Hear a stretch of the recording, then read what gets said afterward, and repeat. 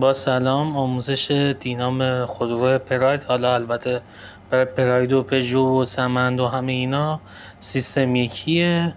میتونید برای همه ماشینا همین ترفند رو اجرا کنید و بتونید دینام ماشینتون رو بیابی و تعمیر کنید. این دینام ماشین منه، باز کردم که بخوام تعمیرش کنم.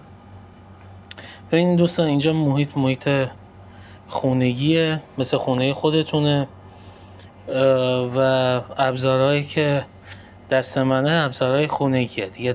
حداقل ترین چیزی که بخواید درباره برق، الکترونیک یا برق خودرو یا هر چیز دیگه که در رابطه با برق بخواید شروع کنید به تعمیر کردن، داشتن یه مولتیمتر الزامیه، فازمتر، مولتیمتر. حالا اینجا مولتیمتر دستگاه کاملتریه که بخواید اندازه گیری کنید، و داشتن ابزار مثل پیشگوشتی، آچار، این چیزا الزامی هن، باید داشته باشید که بتونید تعمیر کنید. با دست خالی هیچ کس نمیتونه تعمیر کنه برای شما، ولی خب میتونید حداقل ترین ابزارها داشته باشه. حالا بوکس بادی نیازی نیست، نمیدونم پیشگوشتی شارژی نیازی نیست، یا مثلا مولتیمتر چند صد میلیونی نیازی نیست.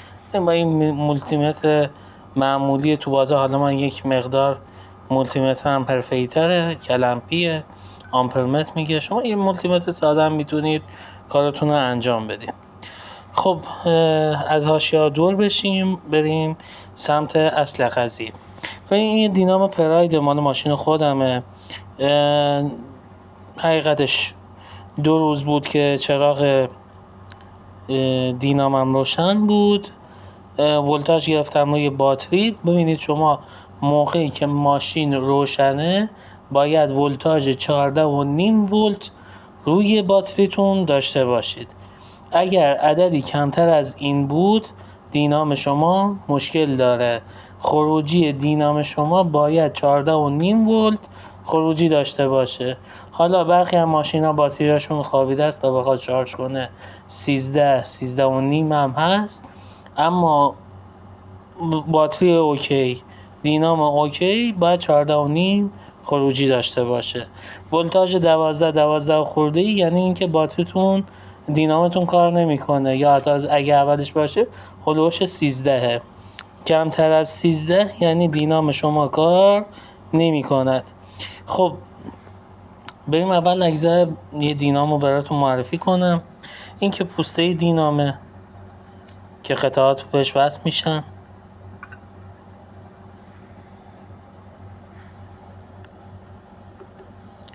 ببخشید. خب این پوسته دینامه که وسط روش وصل میشن و این پایه‌ای که به بدنه ماشین، یعنی بدنه موتور، وصل میشه. اینجا هر وقت خواستید در واقع دینامو بزنید اینجا نگاه کنید، یه پولی هست. این قسمت رو میبینید، اینو با یه حالا چکش یه چیزی ضربه میزنید بره بیرون، رو به این ور، که بتونید دینامتون راحت‌تر بزنید. اینجا وقتی که صفر کردید، این دوباره برمیگرده سر جای خودش تا بتونه صفر کنه دینامتون رو. این در واقع روتور دستگاه، پولی و بولبرینگ ها، یک بولبرینگ این ور و یک بولبرینگ در جلو، یعنی پشت پول قرار داره. قسمت استاتور دستگاه و به همراه رگولاتور دستگاه، این قسمت رگولاتور، این ور سیمپیچ یا استاتور دستگاه، و در آخر قسمت سوغال ها و این قسمت که یه ولتاژی داده میشه که بخواد دینام روشن بشه و بتونه برای شما تولید برق کنه. خب ما بریم در ادامه تست دینامو بهتون یاد بدم. در ابتدا ببینید مارک‌های مختلفی هست از دینام ها در بازار. دینام ها از تقریبا فکر کنم 45 آمپر که برای رنو باشن، تا 120 150 که ماشین‌های خارجی باشن. ما برای پراید 65 و 55 رو داریم. برای پژو 405 من تو بعضی از ماشینا 65 آمپر دیدم، 85 دیدم، 80 آمپر و 90 آمپر هم دیدم. تو پژو 206 که تو ماشینا محصولات ایرانی بالاترین دینامو داره، زانتی هم البته همین آمپر رو استفاده میکنه، ماکسیموم همین آمپر رو مصرف میکنه، 120 آمپره. یعنی بالاترین آمپری که تو ماشین‌های داخلی هست تا اکنون من 120 آمپر دیدم، شاید هم بیشتر باشه. فقط اینو جهت اطلاع بهتون گفتم. الان اینجا یک دینام استام صنعت تحت لیسانس والوو فرانسه است، یک دینام خیلی خوبه، تو بازاره. فکر نکنم تا حالا بهتر از این اومده باشه.